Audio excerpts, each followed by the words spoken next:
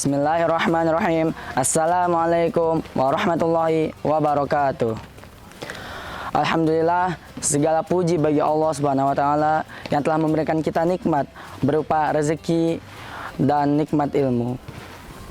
Salawat serta salam semoga terus tercurah limpahkan kepada baginda kita, yaitu Nabi Muhammad sallallahu alaihi wasallam, kepada keluarganya, sahabatnya, dan kita selaku umatnya hingga akhir zaman.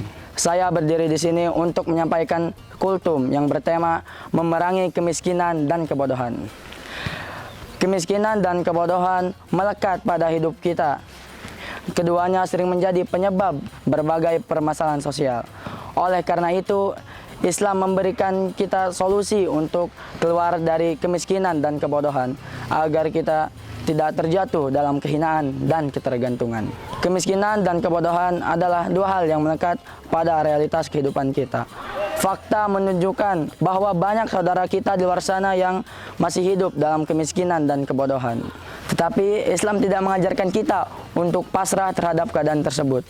Justru Islam mendorong kita agar kita bisa keluar dari kemiskinan dan kebodohan.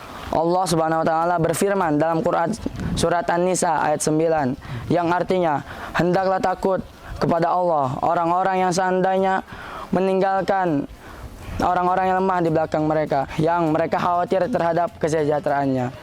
Dan hendaklah mereka bertakwa kepada Allah, dan hendaklah mereka mengucapkan perkataan yang benar. Quran surat An-Nisa ayat 9. Ayat ini menjelaskan bahwa kepada orang yang meninggalkan anak-anak yatim, orang-orang miskin, orang-orang yang kesusahan di belakang mereka, dan hendaklah mereka untuk takut kepada Allah, takut kepada azab Allah. Dan Allah memerintahkan mereka untuk bertakwa kepadanya dan mengucapkan perkataan yang benar. Hadirin yang dirahmati Allah, ada beberapa dampak buruk jika kita terjatuh dalam kemiskinan dan kebodohan. Rasulullah SAW bersabda, kemiskinan itu dekat dengan kekafiran. Hadis riwayat Baihaqi. Orang-orang yang miskin dan bodoh biasanya akan terjerumus dalam keputusasaan, dan mereka akan kehilangan iman, atau bisa karena mereka melakukan hal-hal yang dilarang oleh syariat Islam untuk memenuhi kebutuhannya. Dampak buruk yang kedua adalah kesengsaraan. Orang-orang yang hidup dalam kemiskinan dan kebodohan biasanya akan sengsara karena mereka lebih gampang ditipu, dan itu menyebabkan kesulitan hidup, baik itu dalam sosial dan beragama. Dampak yang ketiga adalah ketergantungan. Orang-orang yang kekurangan ilmu dan kekurangan uang biasanya akan bergantung kepada orang lain karena mereka tidak bisa memenuhi kebutuhannya. Allah Subhanahu wa taala berfirman dalam surat Al-Hasyr ayat 7 yang artinya, apa saja harta rampasan fai yang diberikan Allah kepada Rasulnya yang berasal dari penduduk kota-kota, maka itu adalah untuk Allah, Rasul, kerabat Rasul, anak-anak yatim, orang miskin, dan orang yang sedang dalam perjalanan, agar harta itu tidak hanya beredar di antara orang-orang kaya di antara kamu. Quran surat Al-Hasyr ayat 7. Ayat ini menjelaskan bahwa harta rampasan itu tidak hanya untuk orang-orang kaya saja di antara kamu. Harta itu untuk Allah, Rasulnya, kerabat Rasul, anak-anak yatim, orang miskin, dan orang yang dalam perjalanan.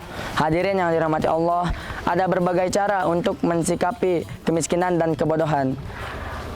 Cara yang pertama yaitu bekerja keras dan bersungguh-sungguh. Orang Muslim diajarkan oleh Islam untuk bekerja dan bersungguh-sungguh agar kita bisa keluar dari kemiskinan dan kebodohan. Cara yang kedua adalah percaya diri. Kita harus percaya diri kepada Allah bahwa Allah telah memberikan kita kemampuan untuk mengubah nasib agar kita bisa keluar dari kebodohan dan kemiskinan. Cara yang ketiga adalah berdoa dan bertawakal. Setelah kita bekerja dan bersungguh-sungguh, hendaklah kita berdoa kepada Allah dan bertawakal agar kita bisa keluar dari kemiskinan dan kebodohan tersebut. Hadirin yang dirahmati Allah, marilah kita berusaha sekuat tenaga untuk keluar dari kemiskinan dan kebodohan, baik itu dengan bekerja keras, menambahkan iman, dan menuntut ilmu. Semoga Allah memberikan kehidupan yang lebih baik kepada kita dan menjadikan kita sebagai umat yang mandiri. Amin. Wallahu a'lam bishawab. Mohon maaf dari saya bila ada kekurangan. Sekian kultum dari saya.